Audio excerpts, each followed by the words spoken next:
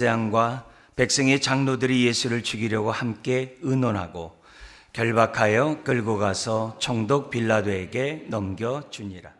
그때 예수를 판 유다가 그의 정죄됨을 보고 스스로 뉘우쳐 그 은 30을 대제사장들과 장로들에게 도로 갖다 주며 이르되 내가 무죄한 피를 팔고 죄를 범하였도다 하니 그들이 이르되 그것이 우리에게 무슨 상관이냐, 내가 당하라 하거늘 유다가 은을 성소에 던져놓고 물러가서 스스로 목매어 죽은지라. 제사장들이 그 은을 거두며 이르되 이것은 핏값이라 성전고에 넣어둠이 옳지 않다 하고 의논한 후 이것으로 토기장의 밭을 사서 나그네 묘지를 삼았으니 그러므로 오늘날까지 그 밭을 피밭이라 일컫느니라. 이에 선지자 예레미야를 통하여 하신 말씀이 이루어졌나니 일러스되 그들이 그 가격 매겨진 자 곧 이스라엘 자손 중에서 가격 매겨진 자의 가격 곧 은 30을 가지고 토기장이의 밭값으로 주었으니 이는 주께서 내게 명하신 바와 같으니라 하였더라. 예수께서 총독 앞에 섰음에 총독이 물어 이르되 내가 유대인의 왕이냐? 예수께서 대답하시되 내 말이 옳도다 하고 대제사장들과 장로들에게 고발을 당하되 아무 대답도 아니하시는지라. 이에 빌라도가 이르되 그들이 너를 쳐서 얼마나 많은 것으로 증언하는지 듣지 못하느냐 하되 한마디도 대답하지 아니하시니 총독이 크게 놀라워하더라. 아멘.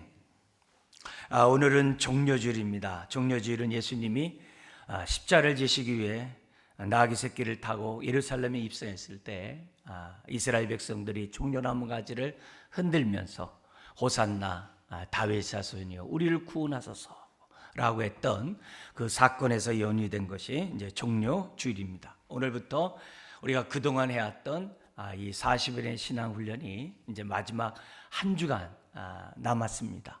이 한 주간이 고난 주간이고 이 고난 주간 동안에 정말 우리가 그동안에 우리가 묵상하고 또 훈련했던 이 모든 것들이 더욱더 주님의 십자가 부활을 이해하고 깨닫고 내 것으로 삼을 수 있는 그런 한 주간이 될 수 있도록 또 마음을 집중하시길 주의 이름 부탁드립니다. 그리고 우리 내일부터 시작되는 우리 또한 고난주간 우리 특별 새벽 집회를 비롯한 우리 한 주간의 이 시간이 저와 여러분들로 하여금 더욱더 십자가를 사랑하는 그런 한 주간이 되었으면 좋겠습니다. 오늘 이 본문은 크게 네 부분으로 나눠져 있습니다. 1, 2절은 산헤드린 공회에서 정죄당하고 총독 빌라도에게 넘겨지는 예수님, 그리고 3절부터 10절까지는 가룟 유다의 후회와 스스로 목매달아 죽는 사건, 그리고 11절부터 26절 빌라도에 의해서 십자가에 못 박히도록 넘겨지는 예수님의 모습입니다만 사실 재판이 두 번에 걸쳐서 이루어집니다. 우리 성경은 한 번으로 기록되어 있습니다만 누가복음에 보면은 14절과 15절 사이에 헤롯 안티파스에게 예수님이 갈릴리 사람이라는 것을 알고 헤롯 안티파스, 갈릴리 지역을 통치하는 헤롯 안티파스에게 예수님을 보냅니다. 그리고 다시 와서 15절부터 주님의 재판, 2차 재판이 시작되는 것으로 되어 있습니다. 그리고 나서 27절에서 31절에 로마 군인들로부터 희롱당하시고 정말 채찍 맞으시고 온갖 수치를 당하시는 이런 모습이 31절까지 기록되어 있습니다. 오늘은 십자가에 못 박혀 죽으신 주변 사람들의 모습을 보면서 정말 우리들이 오늘도 우리가 십자가를 사랑하는 자로서 정말 십자가를 사랑하는 자들은 어떻게 삶을 살아야 되는가, 주변에 있는 사람들로부터 우리가 교훈을 삼고 정말 우리가 십자가를 사랑하는 자로서 우리가 또 이 고난주간이 시작되었으면 좋겠습니다. 먼저 1, 2절 우리 첫 번째 사건, 산헤드린 공회에서 정죄당하고 총독 빌라도에게 넘겨지신 예수님의 모습이 나옵니다. 오늘 1절은 이렇게 시작합니다. 새벽에 모든 제사장들과 백성의 장로들이 예수를 죽이려고 함께 의논하고. 여러분 새벽입니다. 자, 다른 새벽과 달리 유월절 날의 새벽은 남다릅니다. 왜냐하면 유월절은 출애굽을 기념한 그런 날이지만 그 출애굽을 기념하면서 자신들이 자유인이 되었다라고 하는 그 해방을 선포하는 그런 날이 유월절이거든요. 근데 이 자유인은 무엇보다도 하나님이 선한 목자가 되셔서 자신들에게 일용할 양식을 주시고 정말 때를 따라 돕는 은혜를 주시는 그 선한 목자의 손길을 믿으면서 모든 것을 공급해 주시는 선한 목자의 손길을 믿으면서 이 새벽에 뭘 하냐면 그들이 지난날 밤에 유월절의 어린 양을 잡으면서 정말 하나님 앞에 잔치를 베풀었던 남은 음식들을 다 불태우는 날이에요. 심지어 양고기가 남았을 때 그게 얼마나 아깝겠어요. 그러나 아까운 게 문제가 아니라 자유인으로서 선한 목자의 공급하심을 믿고 전날에 먹었던 그 모든 그 음식을 다 태우면서 하나님 앞에 결단하는 날이에요. 자유인으로 살겠습니다. 하나님이 공급하시는 그 공급하심을 믿고 내가 새날을 시작하겠습니다 하는 새벽이에요. 근데 그 새벽에 그들은 예수를 넘겨줘요. 그 예수님이 누구예요? 모든 저와 여러분들에게 생명의 떡이신, 생명을 공급하시는 그 생명의 주를 그들은 넘겨버립니다. 아이러니한 거죠. 하나님의 선한 공급하심을 믿고 하나님을 의지하겠다라고 하는 그 순간에 하나님이 주신 그 생명의 떡을 배척버리다니 얼마나 안타까운 그런 순간입니까? 그리고 그 새벽에 그들이 결정한 내용이 뭐였습니까? 예수를 갖다가 넘겨주자는 거예요. 그것도 십자가의 형벌로 넘겨주자고 결의를 했다는 겁니다. 근데 이들의 모임을 성경에서는 산헤드린 공회라고 그래요. 산헤드린 공회가 이 71명이 모여가지고 이제 회의를 이제 해가지고 예수님을 죽이고자 했는 건데, 이 산헤드린이 어떤 경우냐면 이스라엘의 최고의 기관이거든요. 말씀으로 이스라엘을 정말 통치하고 다스리고 섬기는 그 모든 것들을 결정하는 최고의 의결 기관이에요. 누구보다도 성경을 잘 알고 있다라고 하는 그들이 생명의 떡을 정말 배척해버리는 그 일에 결정을 했다는 것이 아이러니한 거죠. 그것도 이 산헤드린 공회에서는 그것뿐만이 아니라 정말 신령한 장소였거든요. 이스라엘 백성이 아침 저녁으로 상번제를 드리는데 그 번제를 드릴 때 찬송과 쇠마를 낭송하고 정말 하나님 앞에 온전한 제사를 드리기 위해서 반차를 쫓아 매주 올라오는 그 제사장들을 갖다가 이렇게 점검하는 그런 거룩한 장소거든요. 그 거룩한 장소에서 부정한 행동과 악을 행하는 그런 만행을 저질렀던 것을 보게 됩니다. 자, 그러면 왜 이들이 이렇게 됐는가? 이걸 보면은 이 대제사장을 비롯한 이런 사람들이 예수님에 대한 증오가 굉장히 컸던 것 같아요. 그동안의 3년 동안에 예수님이 자신들에 대한 그런 행동 때문에 화가 난 것도 있고, 또 백성들이 예수님에게 다 이렇게 몰려가는 걸 보고서 시기하는 것도 있고, 왜냐하면 자신들의 그 기득권을 갖다가 건드리고, 심지어 성전을 갖다가 뒤집어 놓질 않나. 그래서 환전상과 이 판자를 다 엎어버리는 이런 행동을 하질 않나. 여러 가지 하는 행동들이 그들의 마음을 굉장히 상하게 했던 것 같아요. 그러면 신성모독죄로 얼마든지 예수님을 돌로 쳐 죽여도 돼요. 그리고 그들이 원하는 대로, 바리새인들이 원하는 대로 명제는 하지 말자. 명절 끝나고 얼마든지 신성모독죄로 예수님을 돌로 쳐 죽일 수도 있는 그들이었어요. 그런데 그들의 잔꾀는 예수님을 빌라도에게 넘겨 십자가에 죽게 함으로 예수님에 대한 그 핏값에 대한 그 책임을 빌라도에게 떠넘기려는 그 꼼수와 함께 율법에 의하면 나무에 달린 자마다 다 하나님의 저주를 받았다는 그 말씀에 따라 예수님을 따라가는 그 모든 자들을 흩어지고자 하는 그런 의도가 있다고 봐요. 돌로 쳐 죽일 수 있음에도 불구하고 가장 잔인한 형벌인 십자가에 정치적으로 예수 그리스도를 넘겨주는 그런 만행을 자행합니다. 그러나 이 모든 배경에는 유월절의 어린 양의 정말 피로써 저와 여러분들을 대속해야 되는 것이 하나님의 뜻이었기 때문에 우리 주님은 유월절에 이렇게 넘겨짐을 당하는 것을 보게 됩니다. 이런 종교 지도자의 이런 만행들을 보면서 놀라지 않을 수가 없어요. 한때는 그들은 혹시 메시아가 아닌가 해서 사람을 보냈거든요. 그래서 예수님을 추적도 했거든요. 그래서 예수님을 따라다니면서 예수님이 어떤 행동하는지를 보기도 했어요.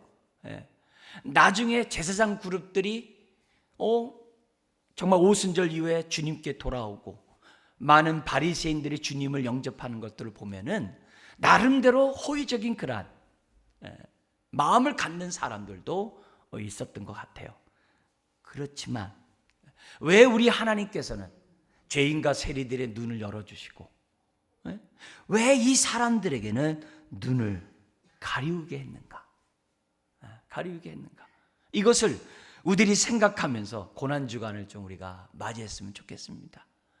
이들은 생명의 떡이 자신들과 함께 있음에도 불구하고 보질 못했어요. 오히려 배척했어요. 배척했어요. 왜요? 이미 그들의 마음밭이 주님을 볼 수 있는 마음밭이 아니었던 거예요.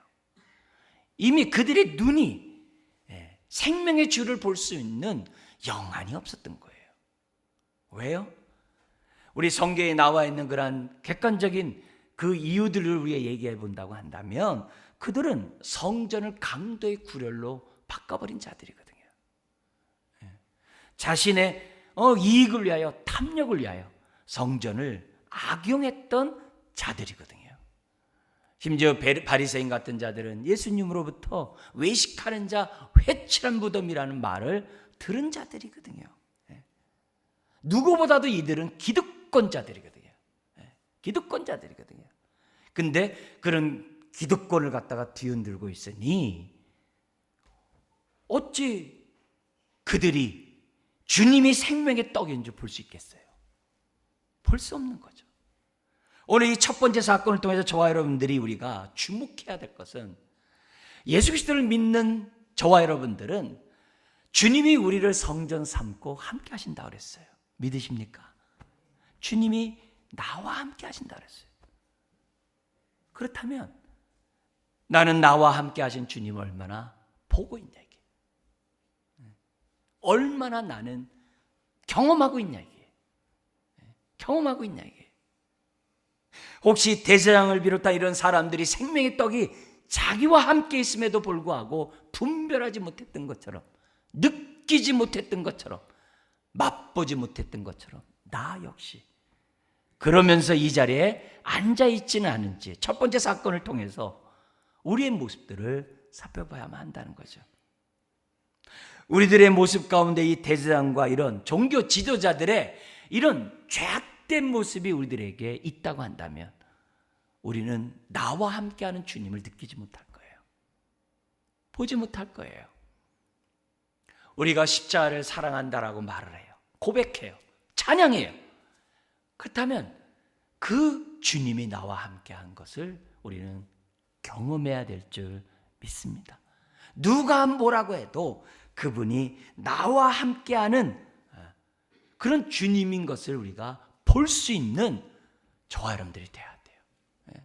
여기 종교 지도자처럼 기득권에 휩싸여서 자기의 그런 영역에 아주 이렇게 견고하게 내가 이렇게 웅크리고 있어가지고 조금이라도 나에게 피해를 주고 손해를 주고 나에게 불편함을 주고 심지어는 나에게 시기의 대상이 되는 그런 사람들이 내 마음에 자리 잡고 있다고 한다면 대제사장들처럼 우리는 주님이 나와 함께한다 하더라도 보지 못할 거예요.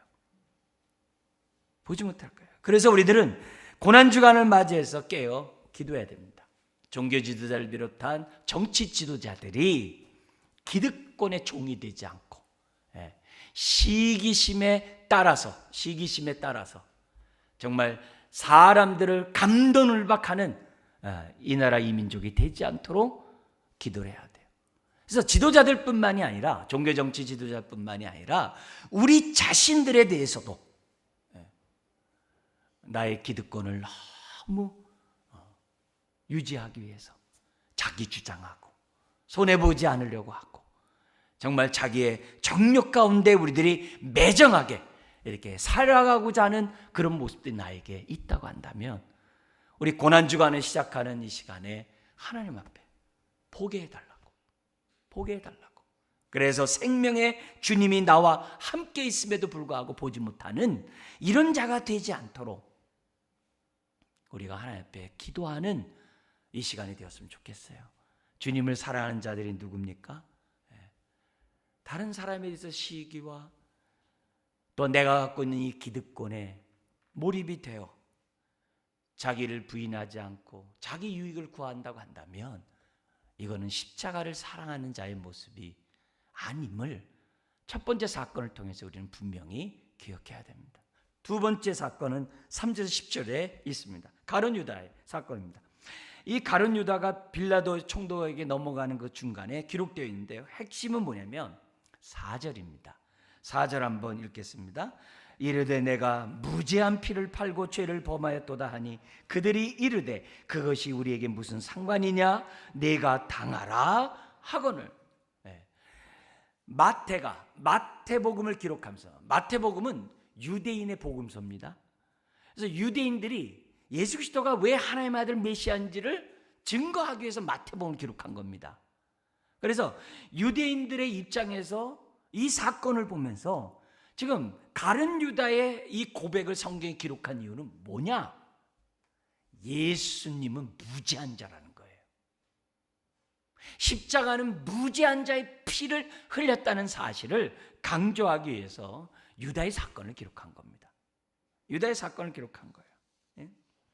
여러분, 유다는 대제사장과 이렇게 결탁을 해가지고 예수를 판잡니다. 예? 그리고 대제사장도 오늘 4절의 말에 있는 것처럼 내가 무죄한 피를 팔고 죄를 범했다 하니까는 그들이 이르되 그것이 우리에게 무슨 상관이냐? 예. 이런 말을 지금 주고받으면서 지금 얘기를 해요. 그러면서 뭐라면 내가 당하리라. 내가 당하리라. 여러분, 여기서 우리가 이 4절을 읽을 때 우리는 그냥 한글로 읽고 끝납니다. 예수님 무죄한 분이셨구나. 이것으로 끝납니다. 그런데 유대인이 이 마태복음을 볼 때는요, 다른 느낌으로 봐요. 그래서 우리가 유대인의 시각에서 이것을 우리가 4절을 본다고 한다면 이 4절은 지금 왜 가룟 유다가 대제사장을 찾아갔냐 이게요. 대제사장을 찾아갔냐 이게. 그리고 그것이 거절되자 자살을 하거든요. 그래서 자살은 나쁜 거 이렇게 끝나는 게 아니라 우리가 지금 유다의 입장에서 우리가 좀 10분 이해하면서 우리가 본다고 한다면 이거는 뭐냐면은 지금 속죄 제사를 드리고 있는 그 양식을 지금 유다가 취하고 있다는 거예요. 유대인이라고 한다면 속죄 제사를 누구나 다 드려요. 그리고 속죄 제사를 드릴 때 그냥 짐승 드리고 끝나는 게 아닙니다. 속죄 제사를 드릴 때 옆에 서가지고요, 그 때마다 뭐냐면 고백하는 그 고백들이 있어요. 잠깐 소개를 한다면은 속죄 제사를 드릴 때 짐승에게 안수한 다음에 이제 고백을 합니다. 하나님, 제가 어떠한 죄를 범했습니다. 안수하면서 내가 그에게 나의 죄를 갖다가 안수하면서 하나님 앞에 고백을 하는 시간이 있어요. 그게 첫 번째. 그리고 나서 뭐냐면은 이 속죄 제물의 그 피가 이 뿔에다가 바른 다음에 그 번지단 밑에 뿌려질 때 그 속죄제를 드린 사람이 이렇게 고백해요. 그 피가 뿌려질 때 내 죄가 쏟아졌습니다. 대신 쏟아졌다는 얘기죠. 그 고백을 해야 돼요. 그냥 피를 쏟는데 가만히 있는 게 아니라 내 죄가 이렇게 쏟아졌습니다, 주님. 그리고 나서 닭을 뜨고 그 기름을 갖다 이렇게 태울 때 그냥 가만히 있는 게 아니라 태우는 그 모습을 보면서 이렇게 해야 돼. 내가 죽어야 마땅하지만 하나님의 크신 은혜 때문에 내 죽음 대신 이 양이 대신 죽습니다. 이런 고백을 그 하나님 앞에 해야 돼요. 그러면서 이 양의 기름이 내 대신 번제단에서 태워지게 하시니 감사합니다. 그리고 나서 마지막 속죄 제물을 드린 그 고기를 제사장들이 먹음으로 속죄 제사가 끝나요. 그거는 유대인들의 일상이에요. 누구나 다 아는 거예요. 그걸 알고 있는 입장에서 가룟 유다가 대제사장을 찾아가가지고 뭐 얘기한 거예요? 내가 무죄한 피를 팔고 죄를 범하였도다. 이 고백이거든요. 자기가 범죄했다는 거예요.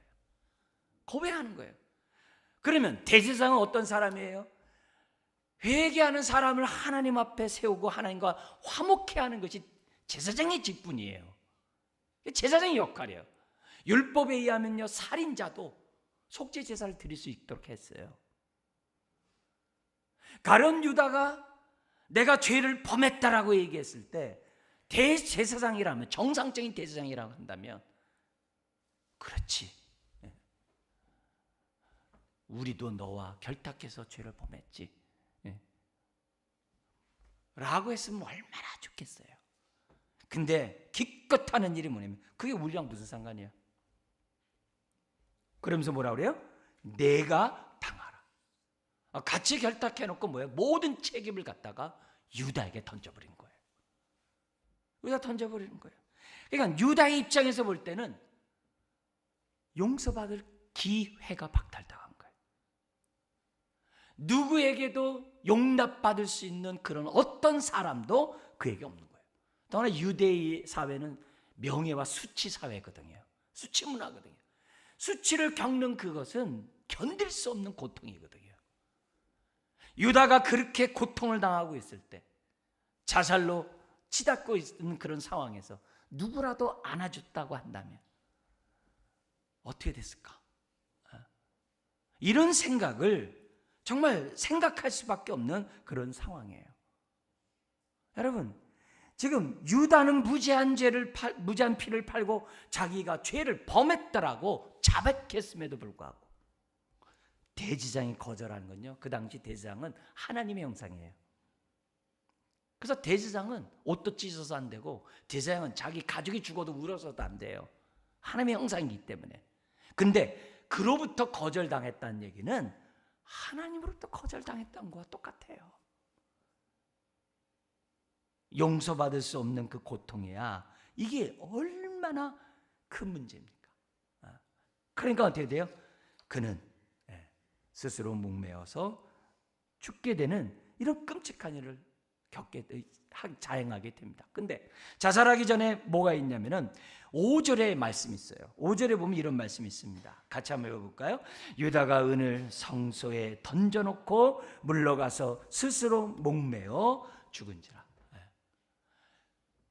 여러분, 우리가 죽었기 때문에 이 돈이 필요 없어 던져, 이렇게 뭐 생각할 수도 있겠죠. 근데 유대인들의 입장에서 보면 이렇게도 생각할 수 있는 거예요.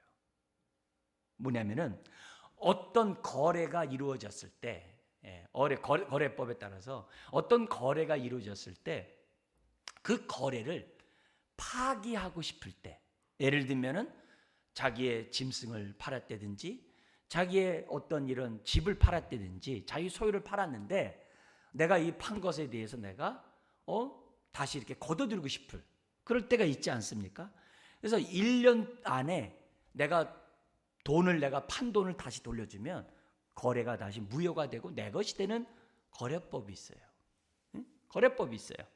그 거래법에 따라서 이것을 우리가 생각해 보면 이렇게 볼 수 있는 거예요. 뭐냐면은 유다가 은 30을 갖다 성소에다 던져놨다, 이 얘기는 다른 데가 아니에요.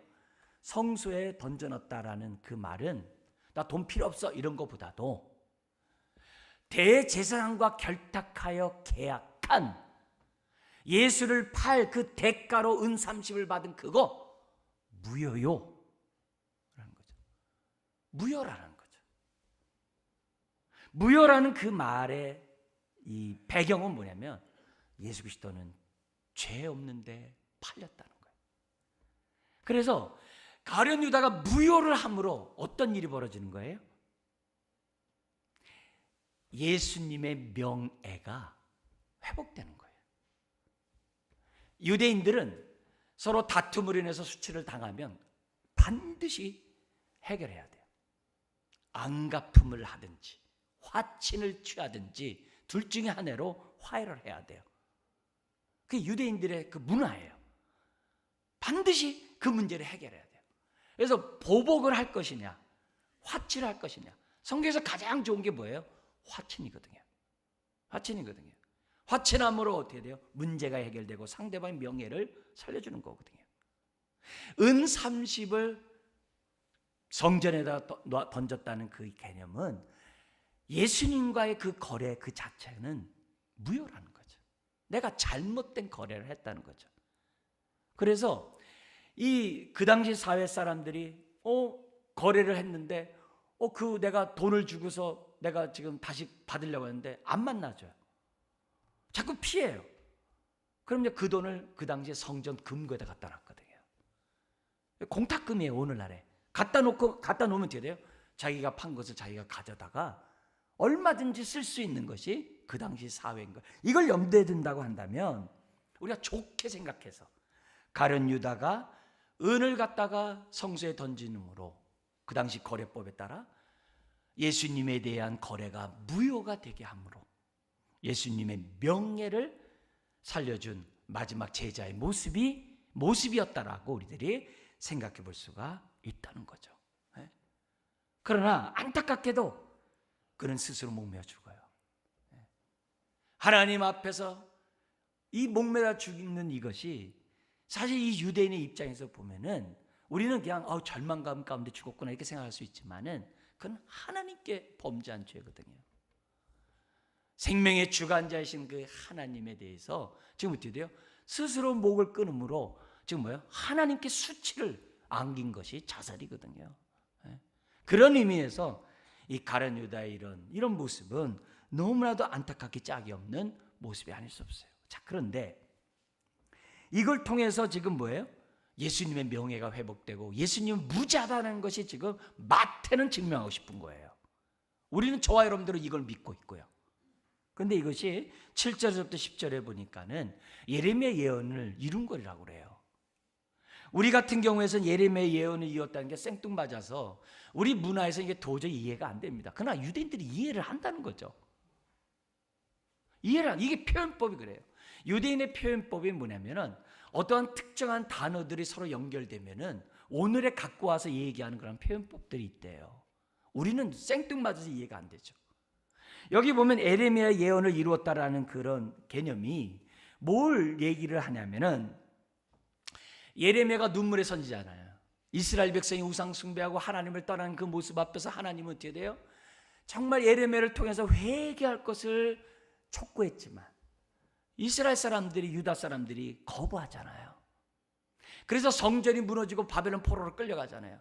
이런 상황에서 하나님은 그러나 포로로 끌려간 내 백성을 반드시 본토에 돌아오게 하겠다 해가지고 하나님이 예레미야에게 땅을 사라는 거예요. 밭을 은 30을 주고 밭을 사라는 거예요. 그래서 산 사건이 있어요. 근데 예레미야가 그 한 대로 밭을 삼으로 이스라엘 백성이 돌아오죠. 그러나 예레미야 당사자는 어떻게 돼요? 자기가 밭을 산 그 밭은 자기 것이 아니에요. 그냥 쏟아진 거예요. 쏟아진 거예요. 근데 우리 성경 9절 앞에 이런 규칙이 있어요. 예레미야를 통하여 하신 말씀이 이루어졌다니 일러스되 그들이 그 가격 매겨진 자 하면서 그들이 한다면 그 앞에 기억이 있어요. 그 기억 밑에 보면 스가랴 11장의 인용으로 되어 있어요. 그럼 이 스가랴 11장은 또 뭐냐 이게요. 여기는 뭐냐면 목자의 싹 은 30으로 밭을 산 사건이 나오는 거예요. 그러니까 예레미야, 스가랴 이게 어디까지? 가룟 유다까지 연결되는 거예요. 가룟 유다까지 연결이 돼가지고 이 사건은 이미 뭐예요? 예레미야의 예언에 대한 성취라고 지금 해놓은 거예요. 우리는 이게 생뚱맞아서 이해가 못하지만은 유대인들은 이해가 되니까 써놓은 거거든요. 이 유대인의 표현법이에요. 자, 그런데 에레미야도 그 밭이 자기에게는 아무 쓸모가 없었어요. 여기 스가랴의 그 선한 목자의 싹도 자기 것이 아니에요. 유다도 결국 그 밭이 자기와는 자기가 얻는 게 아니라 자기 무덤일 뿐이에요. 자, 그런데 요 은 30을 가지고 7절에 뭘 샀다고 그래요? 토기장의 밭을 사서 나그네 묘지를 삼았다 그래요. 우리는 이 규절 넘어올 때 우리는 그냥 훅 지나가는 얘기들이에요. 그러나 유대인들의 입장에서 볼 때 이 규절을 보면 뭘 생각나요? 유대인들의 입장에서 보면은 이런 게 있어요. 신명기 21장에 나와 있는 얘기인데요. 어떤 사람이 객사를 했어요. 어디서 죽었어요. 그래서 그 시신이 어느 성과 제일 가까운가 재본 다음에 가까운 성이 이 시신을 놓고서 하나님 앞에 제사를 해야 돼요. 속죄 제사를 드려야 돼요. 그래서 속죄 제사를 드리는 그 양식이 거기 신명기 21장에 기록되어 있어요. 뭐냐면 암송아지를 잡아요. 그냥 작은 짐승도 아니에요. 암송아지 잡아요. 그 성읍 전체가 죄를 사하는 제사이기 때문에 암송아지를 잡아요.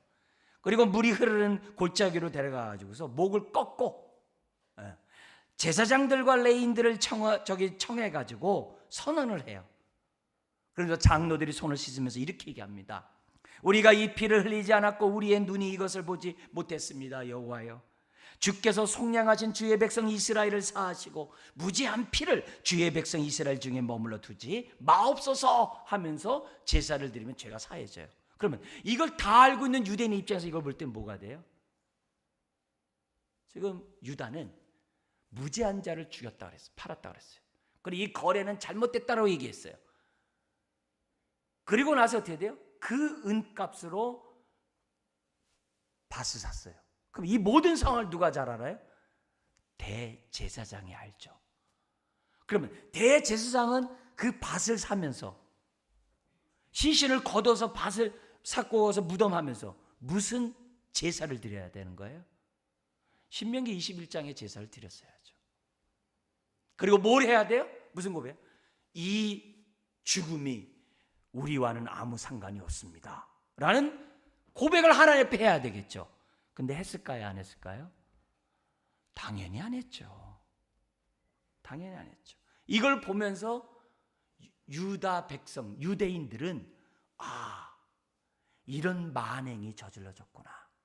그러니까 나중에 제사장 그룹이나 이런 사람들이 집단적으로 개종하는 그런 일들이 사도행전에 나오는 것을 보게 돼요. 자, 우리가 이 첫 번째 단락에서 우리가 종교 지도자들의 만행을 우리가 봤습니다만, 여기서는 우리가 좀 더 그거와 함께 봐야 될 것이 뭐냐면 유다가 왜 이렇게 비참하게 끝났냐 이게요. 여러 가지 이유들도 뭐 있겠습니다만 예수님은 경고를 줬거든요. 제자 중에 너희 중에 하나가 나를 팔 것이다. 그잖아요. 기회를 줘요. 근데 유다가 그것을 거절하고 예수를 마귀가 팔 생각을 한 그대로 은30의 예수 그리스도를 팔아버렸던 자였어요. 우리가 이해가 안 되는 그런 모습입니다만 요한복음 12장에서는 그런 도적이라 그러는 거예요. 돈을 좋아하는 도적이라 그랬거든요. 거기에 따라서 우리가 유다의 모습을 보면 오늘도 나와 함께하는 하나님, 나와 함께하는 이 주님을 보지 못하게 하는 것이 대제사장들의 시기와 기득권을 잡고자 하는 것만 있는 것이 아니라 가룟 유다같이 돈을 사랑하는 것도 우리의 마음을 어둡게 한다는 것을 생각하지 않을 수가 없는 거예요. 십자가를 사랑하는 우리 저와 여러분들, 또 한 주간 십자가를 깊이 사랑해야 될 저와 여러분들은 나와 함께하는 주님을 보지 못하게 하는 것들 중에 하나가 또 있는데 그것이 뭐냐면 돈이라는 거죠. 성경은 두 주인을 겸하여 섬길 수 없다라고 얘기했고, 돈을 사랑함이 모든 일만하게 뿌리라고 그랬고, 그리고 가시떨기에 떨어진 그 마음밭으로는 주님 보지 못하거든요. 근데 가시떨기 마음밭이 뭐예요? 세상을 사랑하고 돈을 사랑하는 자들. 자본주의 속에서 돈은 위력은 큽니다. 점점 돈의 위력은 커갑니다. 이런 속에서 두 주인을 겸하여 섬길 수 없다는 그 말씀을 가지고 내 모습을 봐야죠. 나는 나와 함께하는 주님을 잘 보고 있냐 이게. 못 보면 못 보는 가운데 하나가 두 주인을 섬기는 내 모습 때문에 못 보고 있지는 않은지 우리가 묵상하는 이 시간이 되어야 될 줄 믿습니다. 세 번째 사건입니다. 11절에서부터 26절에 나와 있는 빌라도 재판의 사건입니다. 여기 보면은 첫 번째 신문이 11절 14절에 이루어져요. 총독의 역할은 뭐냐면 이 사람이 반란을 일으켜가지고 로마를 전복하려고 하는가? 그거거든요. 그래서 묻는 질문은 간단해요. 내가 유대인의 왕이냐? 그거예요. 예수님이 뭐냐면 맞다. 내 말이 옳도다. 근데 내 말이 옳도다 했는데 총독이 볼 때 이해가 안 되는 거예요. 앞만 보더라도 예수님이 전복을 하고 반란을 일으킬 그런 모습으로 보이지 않는 거예요. 왜냐하면 빌라도 역시 예수님에 대한 첩보를 다 듣고 있었겠죠. 안 되는 거예요. 더구나 평소에 대지장을 비롯한 이런 사람들이 자기에게 찾아오지도 않고 머리도 숙이지 않는 자가 여기 와가지고서 지금 머리를 숙이면서 예수를 죽이라고 하니까 이 자체가 다 이해가 안 되는 거예요. 대지장을 비롯한 장로들이 고소를 하더라도 주님 가만히 있는 거예요. 답답했는지 13절에 빌라도가 나섭니다. 아니 뭐라도 말 좀 해봐라. 그런데도 14절에 대답을 안 하니까 총독이 뭐예요? 이상하게 정말 크게 놀라워 하더라고 기록되어 있어요. 도저히 예수를 죽일 수가 없는 거예요. 그래서 꾀를 냅니다. 어디 사람인가? 갈릴리 사람이라는 거예요. 그러니까 거기 분봉왕이 있으니까 분봉왕이 재판하라는 거죠. 그래서 마침 또 분봉왕이 거기 와 있길래 분봉왕에게 보내는 겁니다. 거기서도 우리 주님이 대제사장과 장로들에게 정말 고소를 당하고 희롱을 당합니다. 그리고 다시 빌라도에게 와주는 거예요.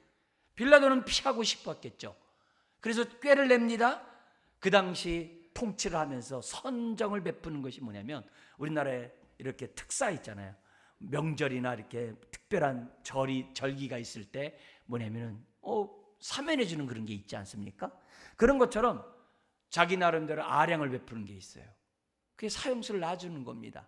그래서 그 당시 가장 유명한 죄수 바라바, 그리고 예수, 두 사람을 따놓고 누구를 놔주랴 이렇게 얘기한 거예요. 아마 빌라도 입장에서 보면 예수 이렇게 얘기하겠죠. 예수를 놔주셔 이렇게 기대했겠죠. 바라봐요 그러는 거예요. 이 빌라도가 보통 놀라는 게 아니죠.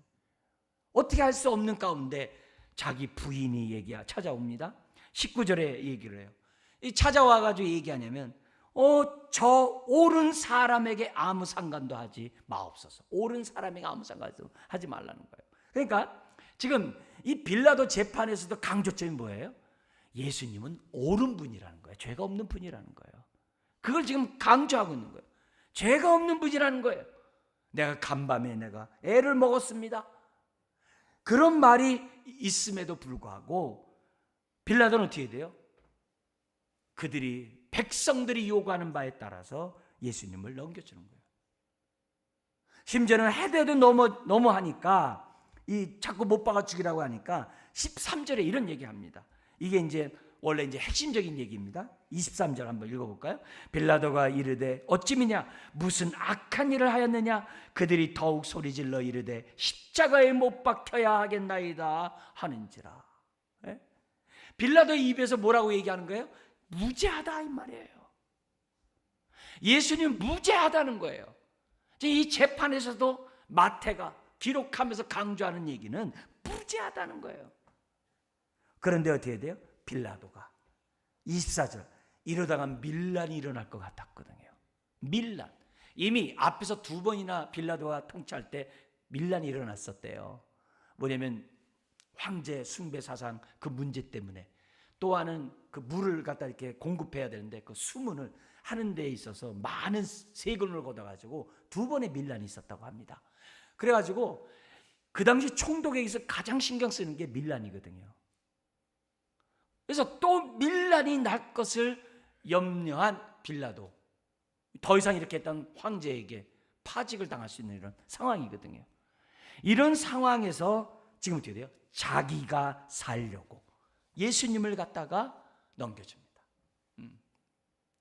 이 사건은 이미 앞에서 23장 35절에 예수님이 하신 말씀이 응하는 거예요. 의로운 피가 다 너희에게 돌아가리라. 의로운 피가 다 너희에게 돌아가리라 하면서 사가랴와 아벨의 피에 대해서 앞에서 얘기했었거든요. 지금 그들은 의로운 피를 지금 어떻게 돼요? 흘리고 있다는 것을 지금 이 본문 우리들에게 가르쳐주고 있어요. 이 메시지 속에서 우리가 십자가를 사랑하는 저와 여러분들이 우리가 이 메시지를 통해서 묵상해야 될 것이 뭡니까? 나와 함께하는 주님을 똑바로 보려면 어떻게 해야 됩니까? 빌라도 같이 이 세상에 안위를 추구하고 하나님의 뜻이 무엇인지 알면도 불구하고 그 뜻 가운데 살아가기보다 자신의 유익을 위해서 선택하는 삶을 산다면 주님이 나와 함께 하더라도 못 본다는 거예요. 마태는 하나님의 양무리가 정말 하나님을 사랑함에도 불구하고 지금 예수를 십자가에 못 박게 함으로 스스로 어떻게 된 거예요? 자신들은 하나님의 백성이 아니라는 것을 지금 선포하고 있다는 것을 보여줘요. 그러나 그 백성을 위해 우리 하나님은 예수 그리스도를 내어주셨다는 사실을 아주 강하게 우리에게 대조하면서 말씀하고 있다는 겁니다. 십자가를 사랑하는 또 사랑 가운데 살아가는 저와 여러분, 오늘 나는 얼마나 사랑하고 있습니까? 오늘 나의 일신상의 안위만을 위해서 하나님 말씀이 알면서도 그대로 살아가지 않으면서 내가 있다고 한다면 우리는 십자가를 사랑한다고 말할 수 없어요. 또 나와 함께하는 주님을 우리가 어떻게 개별적으로 만날 수 없다는 사실을 잊어서는 안 돼요. 네 번째 마지막 사건입니다. 27절부터 31절 로마 군병의 조롱과 모진 고문입니다. 이 고대 사람들은 사물의 그 형태와 특징을 가지고 자기 말을 표현하고자 하는 그런 행동들을 합니다. 그 가운데 하나가 뭐냐면 예수님을 희롱해서 수치를 극대화시키는 방법으로 뭐냐면은 28절에 홍포를 입힌 겁니다. 이 홍포는 붉은색의 옷입니다. 여러분 그 당시 시대에 로마가 통치하는 시대에 붉은색 옷은요 아무나 못 입어요. 로마 사람들이 즐겨 입는 옷이고 정복자들이 입는 옷이고 그것도 뭐예요? 부자들이 입는 옷이에요. 로마 사람에서도 평민들이 입을 수 있는 그런 옷이 아니에요. 그러니까 이 홍포는 다분히 로마 군병에 의해서 나왔겠죠. 그래서 그 홍포를 입히면서 조롱을 해요. 어떻게 희롱해요? 유대인의 왕이여 평안할지어다. 왜 이렇게 하는 거예요? 예수님의 수치를 극대화하려고. 그걸 통해서 뭐예요? 유대인들을 지금 뭐예요? 조롱하고 있다는 것을 우리에게 보여주는 장면이에요. 자, 그러면 왜 예수님이 지금 뭐예요? 무죄잖아요. 무죄. 옳잖아요. 그럼에도 불구하고 그 모든 수치를 왜 담당하냐 이게요. 왜 다 뒤집어 쓰냐 이게요. 왜? 다른 게 아니죠. 저와 여러분들이 받아야 될 모든 수치를 우리 주님이 친히 다 짊어지기 위해서 우리 주님이 지금 이런 희롱과 수치를 다 겪는다는 거죠. 이 고난주간에서 우리가 가져야 될 의미가 뭐냐? 주님이 못 박혔고 주님이 채찍맞아서 우리도 채찍맞자는 게 아니죠. 왜 채찍맞고 왜 매맞음과 침뱉음과 이 수치를 겪었냐게요. 그 이유가 다른 게 아니죠. 저와 여러분들의 허물과 죄를 위하여 저와 여러분들의 슬픔과 모든 질병과 연약함을 짊어지기 위하여 우리 주님이 다 짊어지셨다는 거죠. 그래서 십자가를 사랑하고 십자가를 사랑하는 삶은 어떤 삶이냐? 주님이 대신 짊어진 것을 깨닫고 우리가 어떻게 돼요? 자유인으로 누림의 삶을 살아가는 자들이 십자가를 사랑하는 자의 삶이라는 거죠. 그래서 고난주간을 통해서 우리가 생각해야 될 것은 뭐냐면, 나는 자유자로 얼마나 생명의 떡을 맛보면서 오늘을 살아가냐 얘기예요. 내가 얼마나 정말 이 고통과 힘들고 어려울 일은 있을 때마다 십자가를 바라보면서 내가 자유하냐 얘기예요. 내가 겪는 많은 아픔들, 슬픔들, 눈물들, 내가 명예롭지 못한 그 수치스러운 것들, 그런 것들을 내가 받을 때마다 내가 우겨 쌓이는 것이 아니라 그때마다 십자가를 볼 수 있는 우리가 될 때, 그것이 십자가를 사랑하는 사람이에요. 그리고 주님이 대신 짊어진 것을 믿고 오늘 우리가 어떻게 해야 돼요? 그 은혜에 감사하면서 오늘을 살아가고 떡덩이신 생명의 떡이신 주님을 먹고 마시는 그 삶이 고난주간을 지키는 의미요, 십자가를 사랑하는 자들의 삶이라는 것을 성경 우리들에게 가르쳐주고 있어요. 여러분, 그 홍포가 붉은 옷이 예수님을 조롱하기 위해서 씌워졌지만 믿음의 눈으로 바라보면 그 붉은 건 우리의 죄를 대신 짊어진 거예요. 예? 그리고 구약에서는 우리의 죄를 붉은 죄라고 얘기를 해요. 예. 그래서 이사야에서 1장에 그러잖아요. 너희 죄가 주홍 같을지라도, 그렇게 얘기하거든요. 예. 눈과 같이 희어질 것이요 진홍같이 붉을지라도 양털같이 되리라.